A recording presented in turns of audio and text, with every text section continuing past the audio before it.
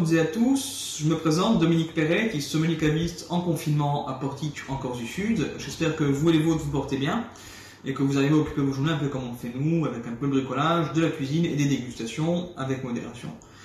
Ce soir, je vais vous parler d'un vin de ma région, donc la Corse, et plus particulièrement de l'appellation Corse Calvi. On va être sur un vignoble qui est dans la partie nord-ouest de l'île, domaine d'Alziprat, qui fait une quarantaine d'hectares à peu près, qui est régi par Pierre Aquavive et Marc-André et son fils, qui sont la deuxième et troisième génération du vignoble. Un vignoble qui est conduit également en bio et qui penche vers la biodynamie.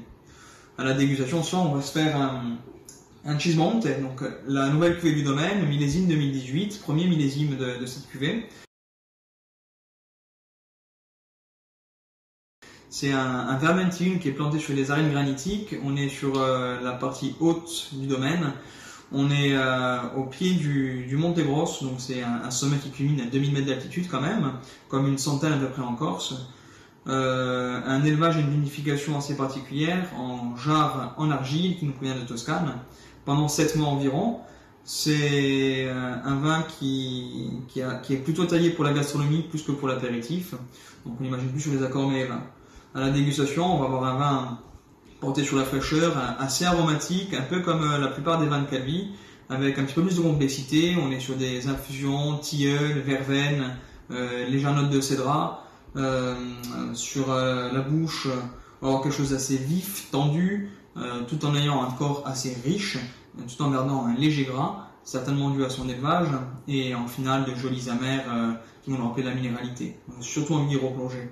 Pour la cormée et vin, ce qu'on aime faire, c'est aller sur des poissons rôtis au four, avec des pommes de terre, des tomates, du citron, de la barbaronne, du laurier, le tout cuit au four, tout en simplicité. Si vous n'êtes pas forcément fan de poisson, on peut s'imaginer sur un tartare de veau corse, évidemment, avec du cédrat, de l'année épita et de l'huile d'olive pour apporter un petit peu de peps. Surtout pour nous rappeler un petit peu les notes olfactives qu'on a sur ce vin. Voilà.